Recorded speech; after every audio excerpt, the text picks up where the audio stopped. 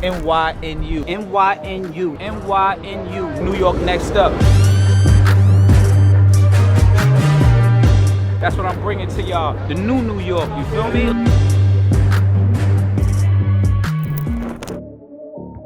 Got an NYNU special right here, y'all. A real special one. You see this beautiful background. You see this beautiful place that I'm at. I am in the wonderful and only Honolulu, Hawaii. We're going to have a special interview with my boy TWOJS here at SneakerCon Honolulu. So New York next up is a special edition of Hawaii next up. Love you guys. Just got started, no we ain't done yet. But a new crib, that's a goddamn flex. Sign that check, told them last year that I've been up next. Can't take calls, but I send that text from way downtown, but the shit's still wet.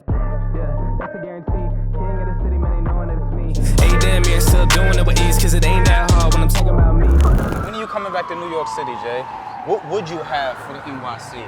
I didn't leave because it wasn't working. There was a lot of things that I wasn't really doing right, and I got lucky that it didn't break. I don't want to say I was in over my head, but I wasn't ready for what I thought I was ready. And so now the plan is we are going to go back at some point. Okay. But I'm going to go left to right.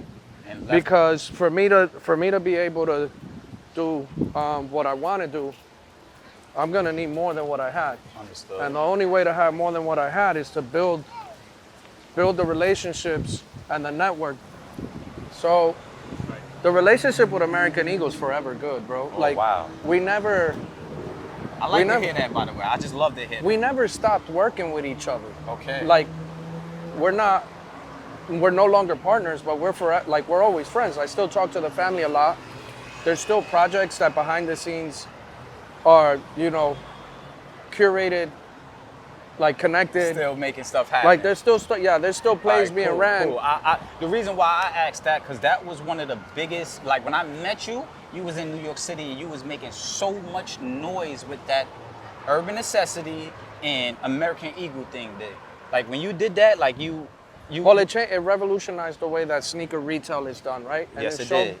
I think it showed all walks of life that sneakers can't exist outside of a sneaker store, like a traditional sneaker store, and it could be in a department store and work, right? And now you have department stores essentially that are in this space that are selling sneakers, right? Yes. Like I'll give you like an example. I'm gonna throw a bone out there of something that's potentially gonna happen because the relationship is still good with American Eagle. Okay.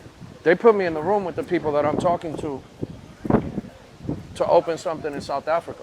Whoa. Right? So now if I messed up, or if I wasn't a good ambassador of the relationship, and if I wasn't for the right intentions, that wouldn't even be an opportunity. We're talking almost 4 years later. Wow. Now that you say that, I'm like super excited, super happy that you still have that going on. You just said Africa, bro. Like, what's going on? You're going to Africa. You just opened up in Saudi Arabia. You about to open up in LA. Like, what are you taking over the world? It's going to be UN all over the world? That's the goal. From the beginning, I always said it was all walks of life. And I said it was going to take people from everywhere to allow us to be able to sell shoes. You did. Right? Mm-hmm. So we got, what we have recognized is that there's pockets in the world that we could cause a lot of impact, we could have a lot of growth, and build the community in a different way. From a community standpoint, there's the guy or girl that wants to resell that doesn't know how to resell. Right. We could educate on that. Yes.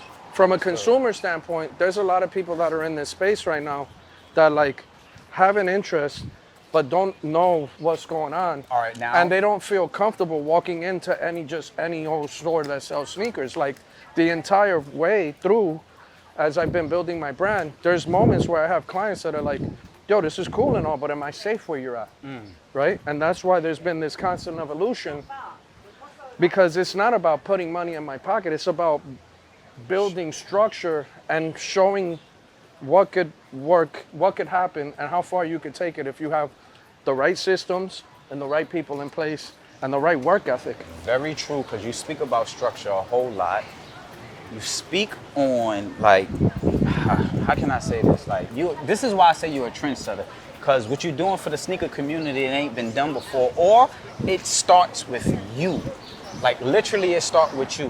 From No, well, it never started with me. it didn't start with you, but you are a trendsetter. No, here's the of thing.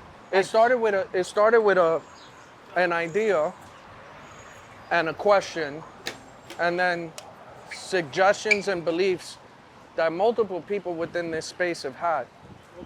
I can't take credit for an idea to come into my head and then start working on creating something based off of an idea. The only difference in what I'm doing compared to the next guy doing what I'm doing is my work ethic hasn't slowed down. My work ethic has become more efficient. Wow. The way that I've learned how to, the way that I talk to people now is very different than when I started, and it's because I was outside in the sense of understanding multiple types of culture and behaviors, processes, patterns. The difference between me and the hood dream of barbershop that sells sneakers and music and clothes, because that's been around forever. Yes, it has. Right, that's been around forever. So the only difference is I'm the only guy that's been able to articulate that in a way where all walks of life will accept it. Wow. That's the only difference. Wow. But that's a big difference, though. Well, bro. yeah, but again, why did I get that opportunity? Because your work ethic, your grind, and your very beginning story of what started all this was that being homeless and going extremely hard. But here's the real message behind my story, regardless of the start point. It could get done. Anybody could do it. I was at my lowest. Everybody starts at their lowest Right. and then works their way up. So I haven't stopped. I haven't stopped working. Never stop working. And this is, and the funny part is at some point, even tomorrow, this is still lower than where I'm gonna be at tomorrow. Lower? Well, yeah, I mean, look, today I have 3 stores. Right. In July, I have 4 stores. Okay. In August, I have 5 stores. And Tomorrow we in SneakerCon where you could just buy all the sneakers for all your stores. So technically, yeah, that beach side look a lot better than this side, huh? If I could show you part of one of my pitch decks right now, we're working on 20 stores this year. Wow.